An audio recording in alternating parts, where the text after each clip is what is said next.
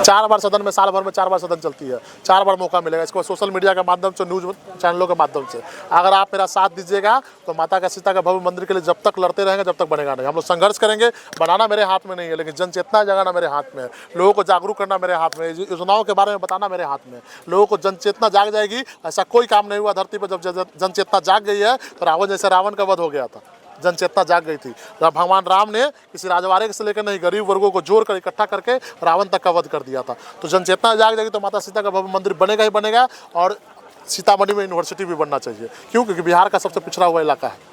जब आप देखते हैं कि हमारे यहाँ वैशाली के लोग तो कभी कभी पटना भी एम्स का एयरपोर्ट और एम्स का यूटिलाइज कर लेते हैं। जब तिरहुत के इस भाग में आते हैं तो देवेश बाबू का गृह जिला है।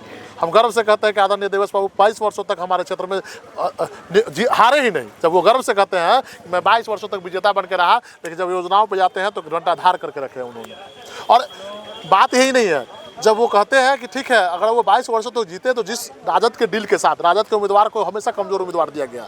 महागठबंधन में जब देखिए कांग्रेस ने, राजद ने कमजोर उम्मीदवार को लड़ाया है तो वो उम्मीदवार टिकता ही नहीं है। क्यों? क्योंकि डील रहता है। आप जैसे आप देख रहे हैं कि जिस प्रकार से हम इंडिपेंडेंट होकर आपके बच्चों को घर घर में जागरूक करके इकट्ठा करके एक योजना तहत हम लोगों ने एक प्लान बना के आदरणीय देवेश बाबू के खिलाफ अभियान छेड़ा है। तो उन्होंने क्या किया?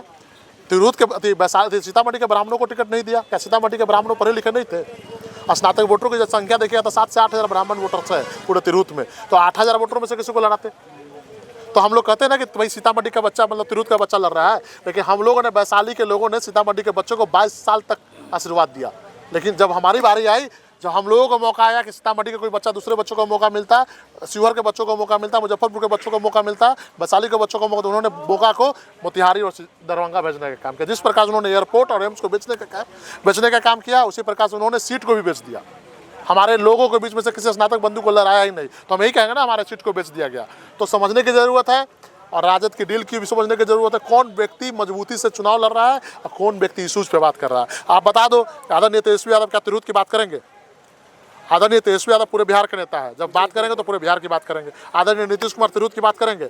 मैं 2026 का भी चुनाव इंडिपेंडेंट लड़ूंगा। अगर वोटरों को लगता है कि हमारे वोट को 1 साल में लेकर ठग लेंगे, मैं 26 का चुनाव आपके माध्यम से नहीं, पटना के मोर्चा में भी प्रेस कॉन्फ्रेंस किया था और कहा था 26 का चुनाव इंडिपेंडेंट लड़ूंगा। जब इंडिपेंडेंट लड़ूंगा तो इन्हीं नौजवान के कंधे पर लड़ूंगा।